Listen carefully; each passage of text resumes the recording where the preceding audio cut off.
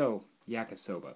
Yakisoba is well, its origin is in China, but it is a Japanese street food that basically means, well, literally means fried noodles. The easiest way to do this is all with stuff from the dollar store. I mean, at the end cost, you can do this for just about $1.20 a serving. Well, for a full meal. You can split between multiple people. So, we went ahead and grabbed our top ramen from the dollar store, and it comes in a nice little 6-pack like that. And we grabbed some pepper stir-fry, which I accidentally left out overnight, so it's nice and thawed, but it was still cold to the touch, like below 40 cold, so I think we're okay. And then soy sauce.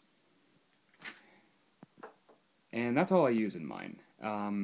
So what you do is you start boiling the water, which luckily the oven part of my oven went out, but the stovetop still works, so we're golden there. So we just go ahead and get a little thing of water going. Now you can do this in the microwave too, as far as the getting the ramen into noodle form as opposed to brick form goes, but I prefer to just do a stovetop since I'm doing everything else stovetop. So we wait for that water to boil, which takes a few minutes, and I'm not going to make you wait through that. We are waiting. Now I did have to turn on the oven fan, so it's because this is still smoking a little bit from when we did candles, which if you did not see that movie or that video, probably a good thing, because the potpourri thing was a bad idea, causing fire hazards and whatnot. The rest of the candle video is still perfectly legitimate and still works just fine, and it was more repurposing old candles than, you know, creating new ones, but out of something old is something new. That's still relevant, I think. Anywho, while we're waiting for that to de-brickify, this gets set aside. We will actually need this for a different recipe, so don't throw it away, but we aren't going to be using it in this one. Alright? Alright. Once you get the ramen to about that consistency, where it's actually noodle form, go ahead and dump your soy sauce in your cooking device of sorts, whatever device that may be. Grab your veggies. Open these bad boys up. Now be careful, that thing can get really hot and really quick. And we're going to just dump in about that much. It's about half the bag there, so we can definitely do this again. And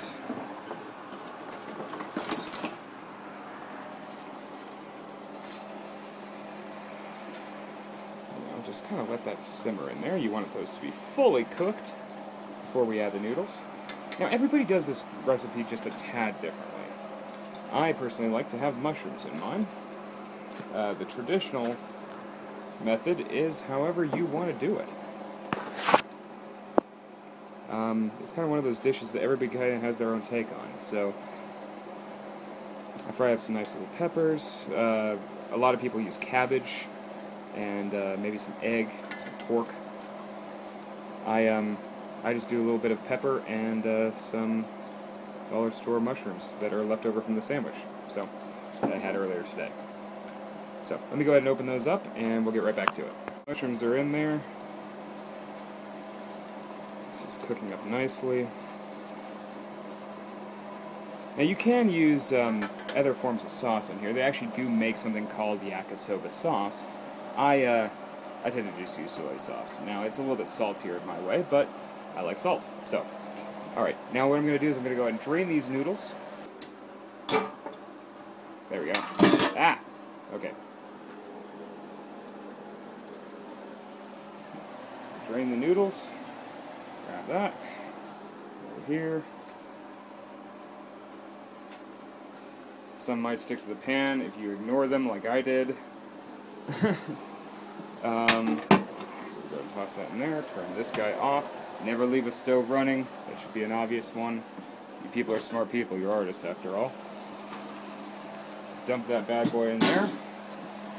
And this is the fun part. We just keep stirring until the noodles get nice and crispy brown. Not crispy brown, but nice and brown. This is a flash fry dish, so keep in mind I am doing this at like midnight, so this is for lunch tomorrow. It's a little tiny bit rambly.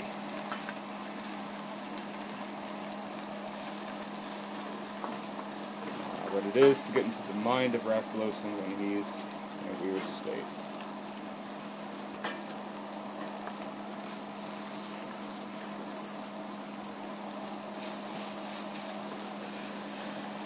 There we go. It smells absolutely amazing. Now, if I actually had an egg, I would actually scramble the egg first and then do this, but since I don't have any eggs right now, because we use them all on the German pancake / Dutch puff, whatever you want to call it, this is what we wind up with. Doesn't that look just absolutely amazing? It smells amazing. Now I wish you could smell this, because that would make all the difference in the world.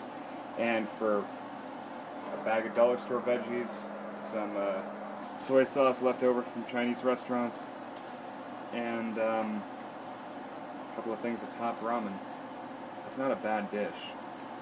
Now the only thing you could add that would make this even better is a little bit of meat. And if you're veggie, then don't worry about it. Alrighty.